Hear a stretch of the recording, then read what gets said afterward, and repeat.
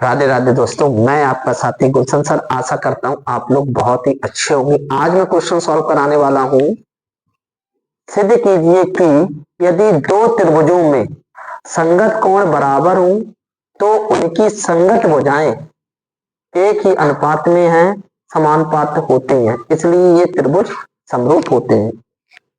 तो सबसे पहले हम चित्र बनाएंगे, दो त्रिभुज बनाएंगे A B C, D E F दिया है। हमें लिखेंगे त्रिभुज ए बी सी तथा त्रिभुज डी ई एफ में क्या कहा गया, त्रिभुजों में संगत कोण बराबर, मतलब ये कोण इस कोण के बराबर, ये कोण इस कोण के बराबर, ये कोण इस कोण के बराबर। तो कोण ए बराबर कोण डी, कोण बी बराबर कोण सी, कोण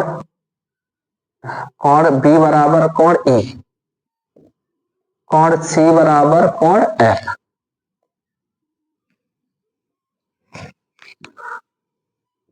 सिद्ध क्या करना है, सिद्ध करना है ये भुजाओं का, उनकी संगत भुजाओं एक ही अनुपात में है, मतलब ए बी बटे डी बी सी बटे ई एफ, सी ए बटे एफ डी। त्रिभुज ए बी सी समरूप त्रिभुज है डी ई एफ, इसलिए त्रिभुज समरूप है, दोनों चीजें हैं, ठीक है ना। इसके लिए हमें रचना की आवश्यकता पड़ेगी। हम क्या करेंगे, पी क्यू त्रिभुज ए बी सी में भुजाओं ए बी तथा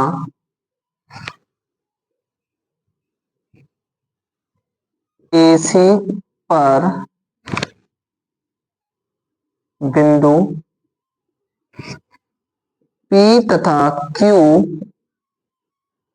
इस प्रकार लिए कि AP जो है वह बराबर है DE तथा AQ DF के बराबर है, AQ बराबर DF DF।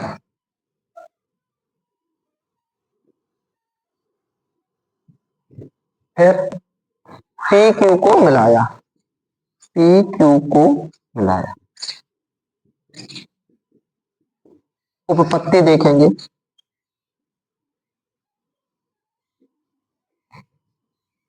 त्रिभुज लेके चलेंगे ए पी क्यू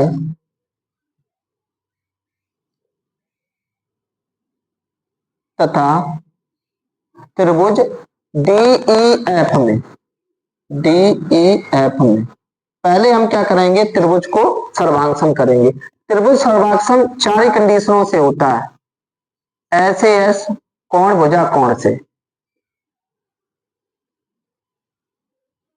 SAS भुजा कोण भुजा से, SSS भुजा भुजा भुजा से, RHS समकोण कर्ण भुजा से। इन चार कंडीशनों से ही त्रिभुज कैसे होते हैं, सर्वांगसम, और सर्वांगसम का ये चिन्ह होता है। तो हम देख पा रहे हैं कि AP जो है वो किसके बराबर बराबर है DE, AP जो है वो DE के बराबर है, दिया है यहाँ पे, दिया नहीं, रचना से, रचना से। कोण A कोण D बराबर दिया गया कोण ए बराबर कोण डी दिया है। ए क्यू डी एफ के बराबर है, ए क्यू डी एफ के बराबर है। ये भी कहां से? रचना से। भुजा कोण भुजा त्रिभुज कैसे हो जाएंगे? सर्वांग सम त्रिभुज D E F S A S सर्वांग समता से। जब बेटा ये त्रिभुज सर्वांग सम हो गए तो ये कोण जो है वो इसके बराबर हो जाएगा। कोण P जो है कोण E के बराबर हो जाएगा सी पी सी टी द्वारा, या इसको पूरा लिख सकते हैं ए पी क्यू जो है कोण E के बराबर, और E कोण जो है वो किसके बराबर है? कोण B के दिया है। तो हम देख पा रहे हैं, इसको डालना चाहे समीकरण 1 और समीकरण 2। समीकरण 1 व 2 से ये बराबर, तो ये भी आपस में कैसे बराबर हो जाएंगे? ए पी क्यू जो है कोण बी के बराबर, मतलब ये और ये कैसे हो गए? बराबर हो गए। जब ये बराबर हो गए, ये संगत कोण है, संगत कोण। जब संगत कोण है, जब संगत कोण बराबर होते तो जे जाके समांतर हो जाएगा, पी क्यू समांतर बी सी, ठीक है ना। जब ये समांतर हो जाएंगे बेटा तो हम बता सकते हैं ए पी क्यू, जब हम पी क्यू बी सी के समांतर है तो त्रिभुज ए बी सी में, ए बी सी में, ए बी सी में क्या करेंगे हम? ये समांतर, तो ए पी बटे पी बी, ए पी बटे पी बी बराबर ए क्यू बटे क्यू सी। हम क्या करेंगे? विलोमता करने पर विलोमता का मतलब होता है अंश का हर हो जाता है और हर का अंश हो जाता है। तो ये हो जाएगा पी बी बटे ए पी बराबर क्यू सी बटे ए क्यू। दोनों पक्षों में हम एक जोड़ देंगे, दोनों पक्षों में एक जोड़ने पर तो ये हो जाएगा पी बी बटे ए पी प्लस एक क्यू सी बटे ए क्यू प्लस एक। हम क्या करेंगे? एक के नीचे एक मानेंगे, इसके एक के नीचे एक मानेंगे, एक पी ए पी और एक का लासा हो जाएगा ए पी, तो ये पी बी प्लस एक का भाग देंगे ए पी, ए पी एक का ए पी। इसी प्रकार ए क्यू क्यू सी प्लस एक का भाग देंगे ए क्यू, तो ए क्यू। देखिए पीबी और एपी को हम क्या लिख सकते हैं? ए बी बटे एपी। इसको क्या लिख सकते हैं? ए क्यू क्यू सी। इसको हम लिख सकते हैं ए सी बटे ए क्यू। अब यहां पर देखो ए बी तो है, बी सी भी है, ठीक है ना। डी ई होना चाहिए इस भुजा के बटे ये हमने पढ़ रखा है, अभी हमने निकाला था एपी जो है वो डीई के बराबर है। देखो रचना में एपी डीई के बराबर तथा एसी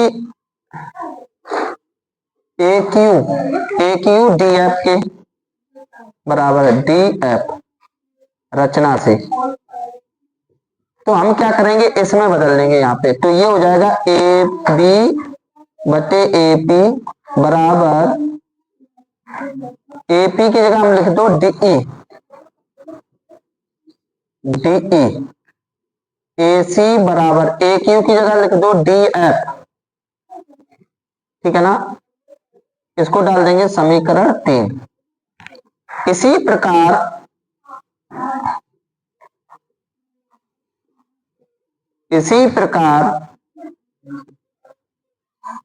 देखो ए बी बटे डी ए सी बटे डी एफ। इसी प्रकार अब हम इतना पूरा प्रोसेस ना करके जब इतना हो जाता है तो हम इसी प्रकार लिख देते हैं, जब अगली कंडीशन ऐसी ही बनती है तो हम लिख सकते हैं ए सी बटे डी एफ बराबर बी सी बटे ई एफ। समीकरण ये हो गया 4। समीकरण 3/4 से 3 और 4 में आप क्या देख पा रहे हो, ये और ये बराबर है, यानी कहने का मतलब है तीनों भुजाएं का अनुपात कैसा है, बराबर है। ए बी बटे डी बराबर बी सी बटे ई एफ बराबर सी ए। इसे सी ए पढ़ो चाहे ए सी पढ़ो, बात एक ही होती है। सी ए बटे एफ डी। एफ डी ऐसे भी पढ़ सकते हैं, ऐसे भी पढ़ सकते हैं, इसलिए पढ़ रहा हूं कि यहां पर सी ए करके दिया गया एफ डी। तो ये हमारा सिद्ध हो रहा है। जब ये सिद्ध हो गया, देखो तीनों हमारी भुजाओं का अनुपात जो है कैसा है, बराबर है। जब बराबर है, जब तीनों भुजाएं बराबर होती हैं तो हम उसको क्या कह सकते हैं, समरूप भी कह सकते हैं। समरूप, तो ये हो गया आपका त्रिभुज ए बी सी समरूप त्रिभुज D E F, triple S समरूपता से ये हमारा क्या हो गया, प्रूव हो गया। इस प्रकार आप इस क्वेश्चन को हल कर सकते थे। वीडियो पसंद आया हो तो वीडियो को लाइक करें, कमेंट्स करें और शेयर करें। जय हिंद, राधे राधे।